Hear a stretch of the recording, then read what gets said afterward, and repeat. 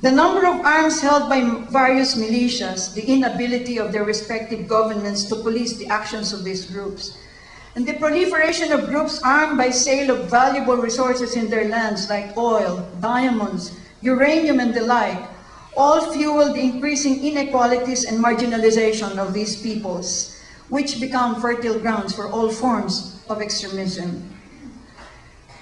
We discover that states cannot solve these transnational problems unless there is a platform of cooperation among states and non-state actors.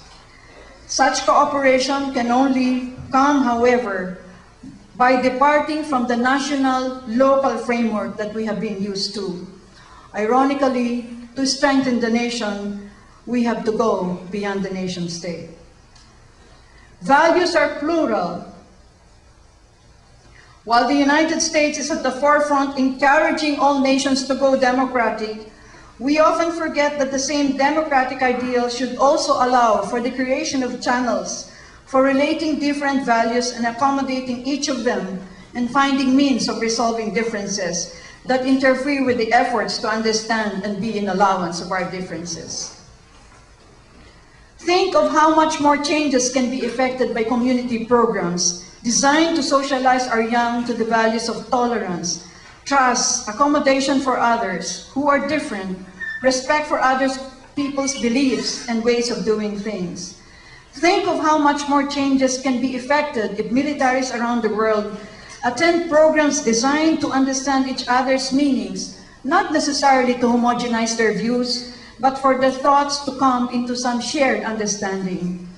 Think of how many more changes we can make if we pay more attention to the low politics area of cooperation along functional areas like science, instead of the high politics area of sovereignty and territorial issues.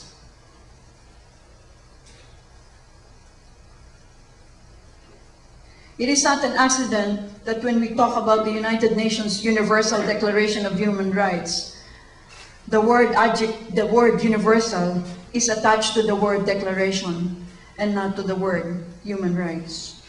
This only demonstrates quite clearly that up till this time, we have yet to agree in regard to what human rights consist of and which human right should be the benchmark for the rest of the world. It has often been said that compassion is the highest form of understanding. And yet, as we look around at the many conflicts around the world for which valuable resources are being expended, there is little understanding of the many differences that seem to divide us. Often our descriptions of ourselves and others are underpinned by versuses. Muslims versus the non-Muslims, the developed economies versus the non-developed economies, the center versus the peripheries, the G20 versus the rest of the economically disadvantaged world.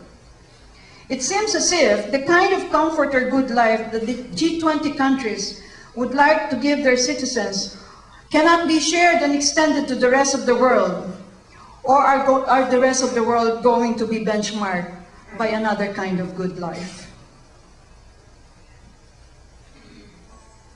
With the increasing connectivities of our world, it is unfortunate that our minds and consciousness are still locked in the us versus them framework. There seems to be scant accommodation for those who are deemed different, and unfortunately, those deemed different are also deemed unacceptable.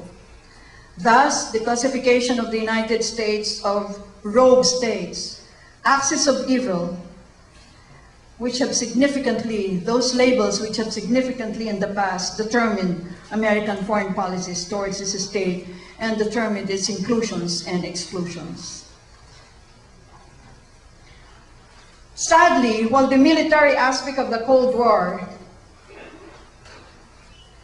between the former USSR and the United States has ended, the psychology of the divide has not diminished in the minds of the major protagonists. Unfortunately, while we confront new security challenges, the Cold War frame of antagonisms and mutual suspicions linger and still inform policies and strategies of states. The militaries of the various states need a major rethink in terms of their mandates. If war is rendered obsolescent, then what use would legitimate armed forces be? The new security threats need a new security framework. Since the many challenges are beyond the nation-state's jurisdiction, the means to confront them will also be found beyond the nation-state. What is needed now is a regional, proactive institutional responses to set up regimes of rules and regulations that will confront the new challenges of security, refugees, internally displaced people, disease pandemics, and the like.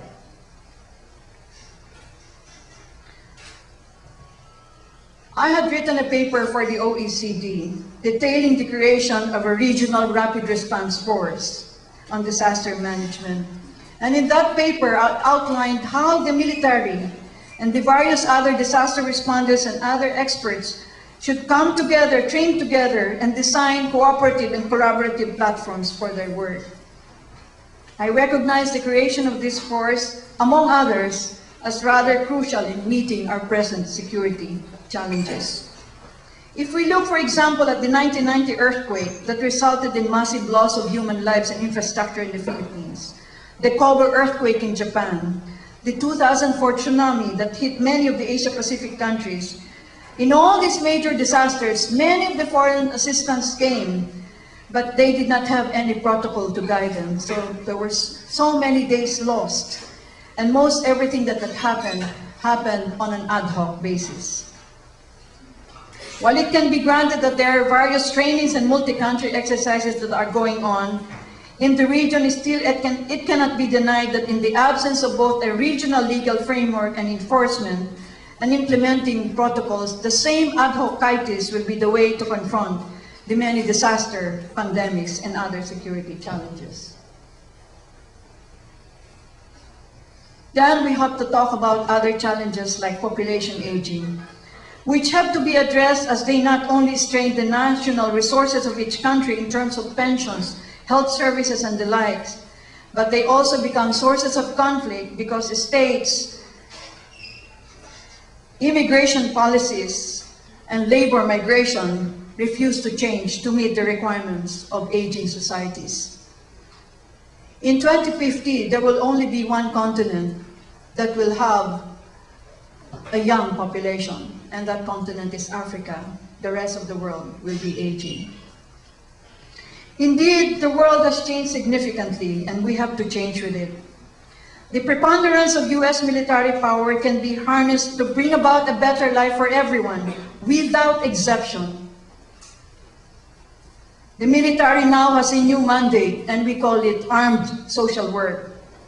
This means that while the combined NATO and US forces in Afghanistan and Pakistan are running after lawbreakers, they cannot but be in the forefront of getting the cooperation of participation of both the Afghan leadership and the citizenry, its local police force, to bring about an environment for some order and peaceful lives to prosper in these lands.